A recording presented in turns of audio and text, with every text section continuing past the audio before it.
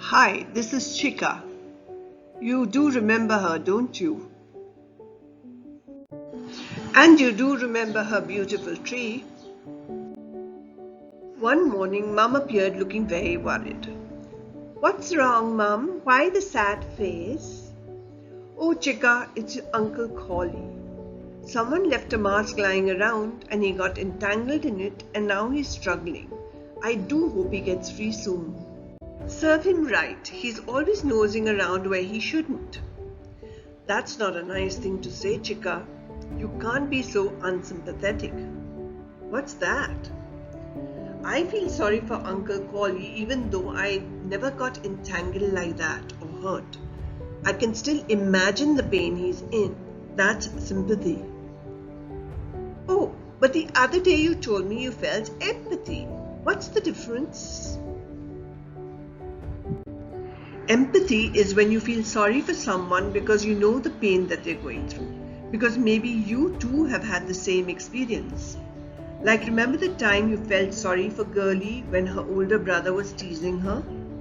You knew what it felt like because your older brother teases you. That's empathy. And apathy is when someone doesn't care at all, neither sympathy nor empathy.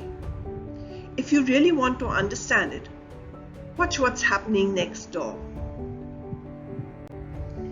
The building opposite is called Kailash Society. Kailash means abode of the gods, the mountain where all the gods live. It's not very long before Chicka notices Pooja Auntie. Pooja Auntie has always loved birds and animals. She considers them her friends. She feeds the stray cats too, and they're always hanging around. One hot summer afternoon, she sees a thirsty pigeon trying to take shelter in the shade. Being a lover of nature, she feels sorry for the hungry, thirsty bird, and so she puts out water in a large tub and grains in a tray on her windowsill, so that the pigeon can come and eat and cool off. The pigeons are very happy initially. They come a few at a time and then they start inviting their friends and family, and very soon there are a flock of pigeons who come in to feast and to drink, to party. By and by, they eat too much and get overweight and can barely move, and they multiply in numbers. Living in such close proximity, they get a lot of fleas and infect each other. So if one of them gets sick, all of them get sick, and they're not a very healthy bunch. Also, they've stopped flying to go elsewhere and they no longer get any exercise, and soon forget how to find food or water or fend for themselves. Flocking on the tree in such large numbers, they start making a nuisance of themselves, itching and scratching and spreading fleas. They end up invading the neighbors' ledges and windowsills to wait for the lady to change the grain. The grain spills to the ground and rats come to eat the grain, one hazard leading to another.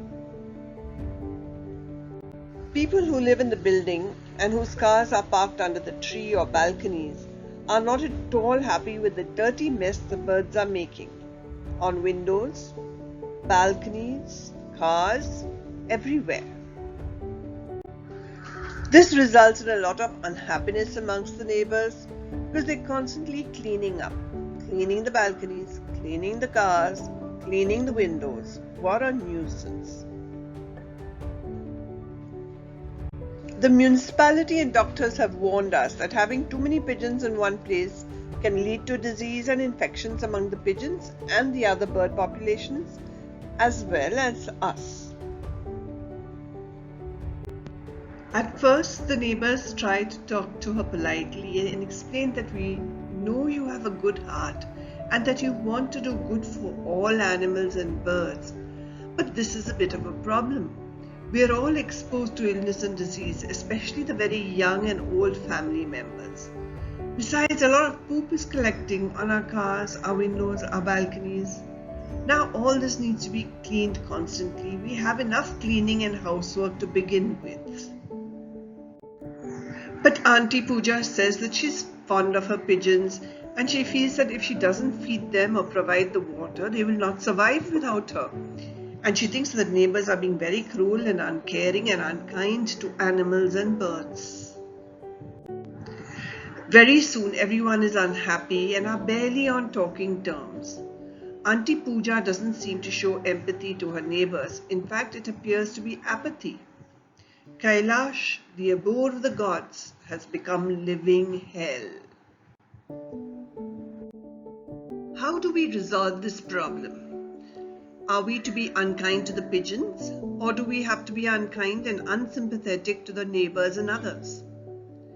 Does showing empathy to one mean one has to be apathetic to the other? Or is there a way to be kind to everyone? Is there any way to resolve this?